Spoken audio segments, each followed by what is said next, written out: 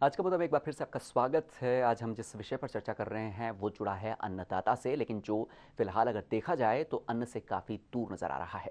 प्रताप जी, हमने देखा देश में हालातों की एक चर्चा की गई और अक्सर ये खबरें आती है, राजस्थान में भी ऐसी खबरें आती है, लेकिन इतना ज़्यादा हाईलाइट नहीं हो पाती है। लेकिन देश के कई ऐसे हिस्से हैं जहाँ पर बार बार ऐसी खबरें आती हैं कि भूख से मौतें हो रही है, किसानों के सामने ऑप्शन नहीं बचे हैं। हमारे पास गंगानगर से कई बार खबरें आई और एचबीसी पर इस मुद्दे को कई बार उठाया भी है। और क्या लगता है आपको कि ऐसे हालात के बावजूद भी ये पूरी की पूरा मार्केट इस व्यवस्था को चला रहा है, या कोई दूसरी ताकतें हैं जिनकी वजह से ये सिचुएशन बार बार क्रिएट हो जाती है? दीपक, वही है। बहुत सबसे बड़ी समस्या ये है कि आज आम लोगों के सामने सवाल ये है कि इस देश को चला कौन रहा है। इस देश की आम जनता की भावनाओं के अनुसार क्यों नहीं देश का शासन चल रहा है। इसका एक सीधा सीधा उदाहरण है कि देश में बड़े मल्टीनेशनल्स को कारें बेचनी है, बड़ी बड़ी कारें। तो बड़ी बड़ी और चमचमाती कारें और महंगी कारों को बेचने के लिए बड़े बड़े रोड्स चाहिए। बड़े बड़े रोड्स बनाने के लिए पेड़ काटे जा रहे हैं। पेड़ काटने का विरोध होता है। सरकारें जानती है कि पेड़ काटने का विरोध होगा, तो करती क्या है वो, हरे हरे पेड़ों में मट्ठे डालकर उनकी जड़ों में उनके तेजाब डालकर उनको सुखा दिया जाता है। और एक दिन जब वो सूख के गिर जाते हैं तो उनको साफ कर दिया जाता है, ऊपर से चमचमाती सड़क बना दी जाती है। कुल मिलाकर इस देश के किसान के साथ भी वही हो रहा है। उनकी जड़ों में मट्ठा डाला जा रहा है। वो किसी भी तरह से आर्थिक रूप से मजबूत नहीं हो, वो किसी तरह से सुदृढ़ नहीं हो, इस बात की कोशिश की जा रही है। पूरा का पूरा प्रशासन और शासन तंत्र मिलकर ये ऐसी कोशिश कर रहा है किसी भी तरह से हमारे देश का किसान इतना कमजोर हो जाए और वो खेती को छोड़ दे। उसके बाद मल्टीनेशनल्स और ऐसे प्रभावी कंपनियां आके पूरी खेती पर कब्जा कर लें और हमारी खेती की डोर, हमारी उपज की डोर सारी की सारी अमेरिका और यूरोप में बैठे लोग खींच लें। और हम जो आर्थिक रूप से तो गुलाम हो चुके हैं, अब खाद्य के रूप से भी, भोजन के लिए भी उनके गुलाम हो जाएं। कुल मिलाकर इस देश को वापस गुलामी की ओर ले जाने का एक तरीका है। जब तक इस देश का दीपक किसान मजबूत नहीं होगा, इस देश में आज़ादी की कल्पना करना भी, इस देश को आज़ाद रहेगा ये सोचना भी बहुत मुश्किल है। और इस वक्त जो ये चर्चा शुरू हुई थी वो इसलिए शुरू हुई थी क्योंकि जो किसान हैं उनका गेहूं, उसको पहली बात तो मूल्य नहीं मिल पाता। जब मूल्य देने की बात आती है तो उसके बाद वहाँ पर प्रशासन के पास इतने बंदोबस्त नहीं होते हैं। बात करते हैं सरकार की। सरकार का क्या रुख है? खाद्य एवं नागरिक आपूर्ति का जो विभाग है उसके मंत्री जी से हमारे संवाददाता ने बात की। जानते हैं कि उन्होंने क्या तर्क दिया, इस बारे में सरकार का क्या पक्ष रखा। इस वक्त हमारे साथ मौजूद है मंत्री परसादी लाल मीणा, जिनका जिम्मा है प्रदेश में सहकारिता विभाग और खाद्य एवं नागरिक आपूर्ति विभाग। आइए उनसे जानते हैं कि जिस तरह से किसान मोर्चा बीजेपी का आरोप लगाता रहा है उस पर इनका क्या कहना है, क्योंकि आरोप इन पर लगते रहे हैं कि समर्थन मूल्य पर गेहूं की खरीद नहीं होती और गेहूं जो होते हैं उनकी खरीद को लेकर किसान काफ़ी परेशान रहते हैं। जानते हैं इनका क्या कहना। हमारे मुख्यमंत्री जी के निर्देश के अनुसार 13 लाख जो मैट्रिक टन पिछले साल खरीद हुआ, उससे अधिक 20 लाख मैट्रिक टन का सरकार का लक्ष्य है। और अब तक हम 8 लाख मैट्रिक टन गेहूं खरीद चुके हैं और हमारी खरीद जारी है। गेहूं की खरीद जून के माह तक समर्थन मूल्य पर चलेगी, इसलिए कोई आपाधापी या कोई इस तरह की आरोप प्रत्यारोप की बात नहीं है। 13 लाख मैट्रिक टन से बढ़ाकर हमने 20 लाख मैट्रिक टन का लक्ष्य रखा है। बीजेपी पहले 5 साल सरकार रह चुकी, एक पैसा किसानों को बोनस नहीं दिया। जिन्होंने एक पैसा किसानों को नहीं दिया उनको आरोप लगाने का कोई अधिकार नहीं है। और एफसीआई की जो कार्यप्रणाली है उसके बारे में भी मुख्यमंत्री जी ने बात की है, उसको भी हम ठीक कर रहे हैं। किसानों को अपनी कीमत का समर्थन मूल्य प्लस बोनस मिले। पंजाब और हरियाणा में तो 100% है, तो उस पर आपका क्या कहना है? पंजाब और हरियाणा में वहाँ कोई सरकार बोनस नहीं दे रही है। वहाँ का पहले ही गेहूँ इतना उत्पादित होता है पूरे देश में, वहाँ पर लक्ष्य खरीद का टारगेट भी अधिक है। हमारे इतना गेहूँ नहीं होता था यहाँ पर जितने हम इस लक्ष्य को भी, अब 20 लाख मीट्रिक टन के लक्ष्य को भी प्राप्त करने में हमको अभी समय लगेगा। पंजाब और हरियाणा में तो बहुत लार्ज स्केल पर गेहूं की पैदावार होती है। गेहूं को रखने की सबसे बड़ी तकलीफ होती है जब गेहूं सड़ता है या बारिश आ जाती है ओलों में, जिस तरह से आज भी सामने आया, बरसात में ओलों में गेहूं खराब हो जाता है खुले में। उसकी कोई व्यवस्था को लेकर? बेमौसम की बारिश है, गेहूं के पीडीएस के गेहूं को पूरे देश में गोदामों की समस्या है। उसको खुले में रखने के लिए तिरपाल वगैरह लगाकर हर साल रखा जाता है। बेमौसम की जो बारिश आई है, बारिश के पहले किस सारे गेहूं को रखने के इंतजाम एफसीआई अपने आप कर देगी और कोई भी गेहूं प्रदेश में खराब नहीं होगा। जो खरीदेंगे वो गेहूं बिल्कुल सुरक्षित रहेगा। बेमौसम की बारिश है, गेहूं के पीडीएस के गेहूं को पूरे देश में गोदामों की समस्या है, उसको खुले में रखने के लिए तिरपाल वगैरह लगाकर हर साल रखा जाता है। बेमौसम की जो बारिश आई है, बारिश के पहले किस सारे गेहूं को रखने के इंतजाम एफसीआई अपने आप कर देगी और कोई भी गेहूं प्रदेश में खराब नहीं होगा। जो खरीदेंगे वो गेहूं बिल्कुल सुरक्षित रहेगा। कि जिनको शिकायत है समर्थन मूल्य को लेकर, जिन किसानों को, तो वो राजनीति की बजाय डायरेक्ट आपसे आके मिले, क्या कहना चाहेंगे आप किसानों के लिए? डायरेक्ट अगर वो मिले, विधायक हमसे मिले, विधानसभा में मामला उठा, हमने वहाँ पर उसको सब विधायकों को आश्वस्त किया था, चाहे वो पक्ष विपक्ष के दोनों थे, कि खरीद केंद्रों की जहाँ भी हमारे जनप्रतिनिधि एमएलए साहिबान, एमपी साहिबान जहाँ भी हमें सुझाव देंगे वहाँ पर हम खरीद केंद्र कायम करेंगे। तो ये थे मंत्री प्रसादी लाल मीणा। कैमरा पर्सन योगेंद्र सिंह के साथ ऐश्वर्य प्रधान, HBC न्यूज़, जयपुर। तो मंत्री जी का कहना है कि पूरे देश में समस्या है और ये जो फिलहाल आपाधापी की जो बात आई है ये पूरी तरह से बीजेपी की तरफ से उठाया गया मुद्दा है। साथ ही में दीपक, लग ऐसा रहा है कि जैसे मंत्री जी कह रहे हैं जो राजस्थान भर में जो प्रदर्शन हो रहे हैं, जो किसान परेशान होकर मजबूर हो रहे हैं, वो सब झूठ है। जो मीडिया में जो सब कुछ आ रहा है, जो दिखाया जा रहा है, जो किसान धरने पे बैठे हैं, ये सारे झूठ हैं।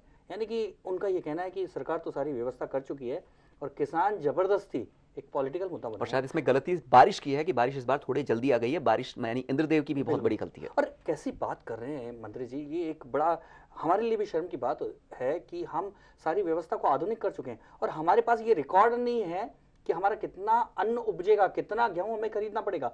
और वो कह रहे हैं कि राजस्थान का तो गेहूं हमेशा काफ़ी कम रहता था, हमने 20 लाख कर दिया, ये किसानों पे एहसान कर दिया।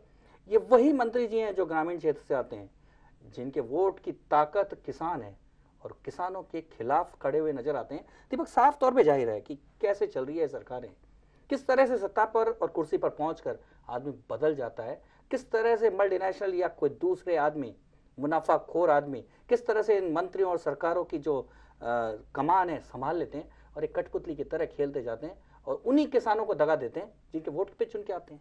और एक बात देखते हैं कि भारतीय जनता पार्टी की तरफ से किसान नेता है रामपाल जाट, वो क्या कहते हैं, क्या तर्क देते हैं वो, क्योंकि अभी मंत्री जी ने साफ साफ कहा कि ये बीजेपी की ओर से प्रायोजित एक तरीके से प्रदर्शन है।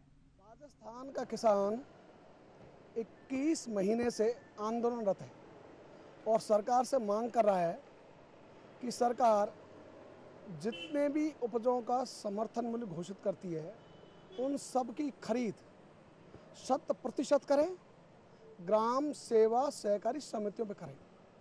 यदि ये बात दोनों मान ले सरकार, तो मैं सोचता हूँ ऐसा कोई संकट ही नहीं आएगा। ये निश्चित सही है कि पिछले वर्ष जो मध्य प्रदेश ने शुरू किया था 100 रुपये बोनस, उसके आधार पर राजस्थान में इन्होंने 100 रुपये का बोनस घोषित किया। सरकार किसानों का जो आंदोलन था उसके एक दबाव था, उस दबाव को रिलैक्स करने के लिए इन्होंने ये अपना एक कदम उठाया। तो मैं सोचता हूँ उस कदम को तब सार्थक मानेंगे राजस्थान के किसान जब सरकार 100% गेहूं खरीद कर 100 रुपये बोनस का लाभ सब किसानों को। और अभी रामपाल जाट की अपनी बात सुनिए। अभी हमारे साथ फोन लाइन पर जुड़ गए हैं रामपाल जाट, स्वयं जुड़ गए हैं। रामपाल जाट जी, स्वागत है HBC न्यूज़ पर। रामपाल जी, एक बड़ी बात इस वक्त जो चल रही है, एक मुद्दा बार बार उठाया जा रहा है, आपने भी प्रदर्शन किए हैं कई बार, कि गेहूं की खरीद सरकार की तरफ से नहीं की जा रही है, काफ़ी समस्या आ रही है, गेहूं खुले में पड़ा है, बर्बाद हो रहा है।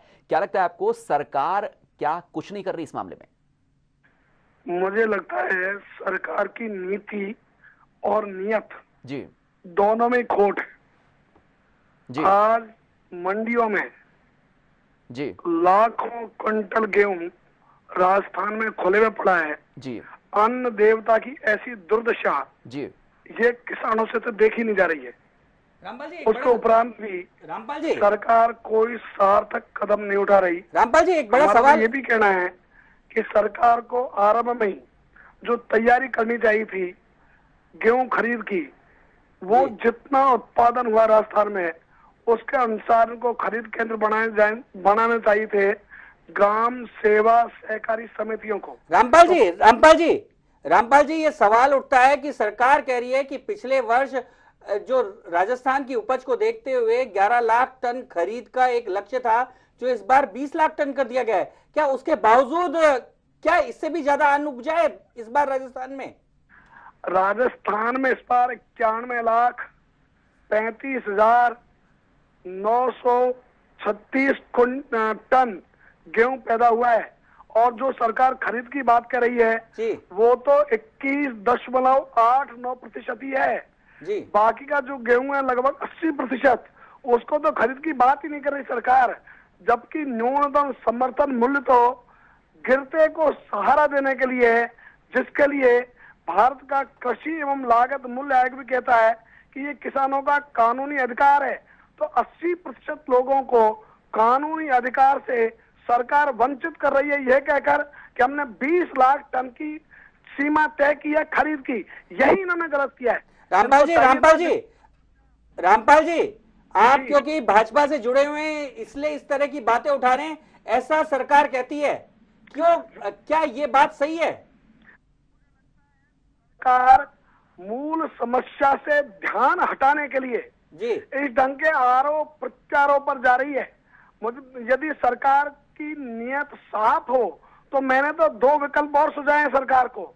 यदि सरकार खरीद नहीं सकती, इनके पास बोरे नहीं है, जी। तो किसानों को डिफरेंस अमाउंट दे दे। जो किसानों को घाटा होता है बाजार में बेचने से जो कम मूल्य मिलता है, उसकी अंतर राशि किसानों को दे दे। यदि ये भी सरकार नहीं कर सके तो मैं तीसरा भी हमने विकल्प सुझाया राजस्थान के किसानों ने।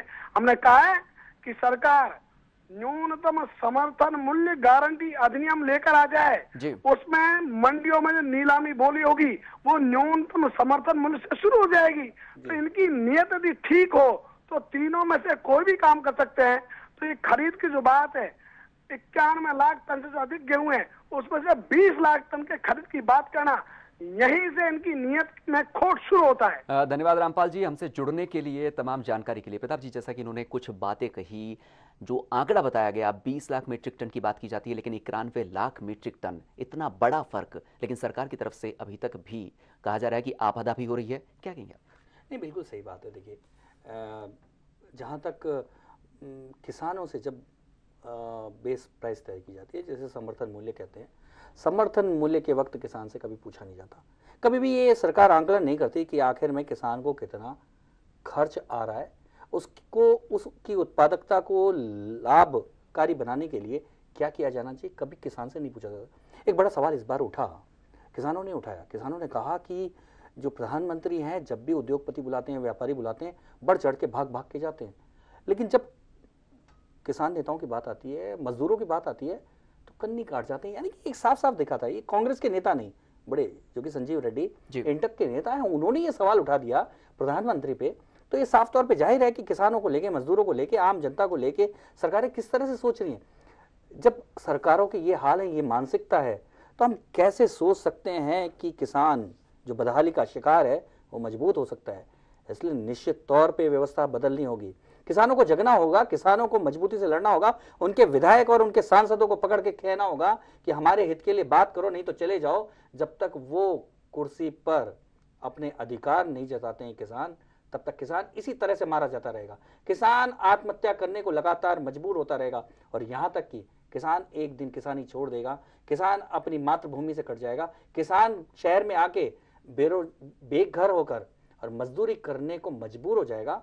इसलिए किसानों को चाहिए इस समय बिल्कुल संगठित होकर तैयार हों, खड़े हों, और सरकारों को मजबूर कर दें, अपने जनप्रतिनिधियों को मजबूर कर दें, राजनीतिक दलों को मजबूर कर दें कि उनके हित में वो निर्णय लें। नहीं तो किसान का कोई भविष्य नहीं है। दीपक, और अभी हमारे साथ फोन लाइन पर जुड़ गए हैं मुकुट बिहारी, किसान नेता हैं। और मुकुट बिहारी जी, एक बड़ा सवाल इस वक्त ये खड़ा हो रहा है कि गेहूं जो है उसकी खरीद, सरकारी खरीद काफ़ी ढीली चल रही है, सही तरीके से नहीं हो रही है, किसान इससे काफ़ी नाखुश हैं। क्या लगता है आपको कि आपके जो क्षेत्र है वहाँ पर ये प्रक्रिया सही तरीके से चल रही है, या वहाँ पर भी एक तरीके से ढील देखी जा रही है? जी, यहाँ पर 10 दिन से कोई खरीद नहीं है, खरीद बंद कर रखी है एफसीआई ने जी। और लाखों बोरी माल मंडियों में पड़ा हुआ है, जगह जगह जहाँ एफसीआई के केंद्र है वहाँ पड़ा हुआ है, और 10 दिन से कोई संभालने वाला नहीं है। तो क्या कारण बताया जा रहा है खरीद नहीं होने के पीछे? खरीद नहीं होने के पीछे है सरकार की कमी, सरकार की मंशा नहीं है कि वो गेहूं खरीदे। जी, तो क्या और जी जी तो क्या लगता है आपको कि सरकार, जब पहले से इतना एक अनाज हो चुका है, सरकार की कोई तैयारी नहीं थी, और अब जब किसान प्रदर्शन कर रहे हैं उसके बाद में आरोप लगाया जाता है कि विपक्ष की तरफ से हंगामा किया जा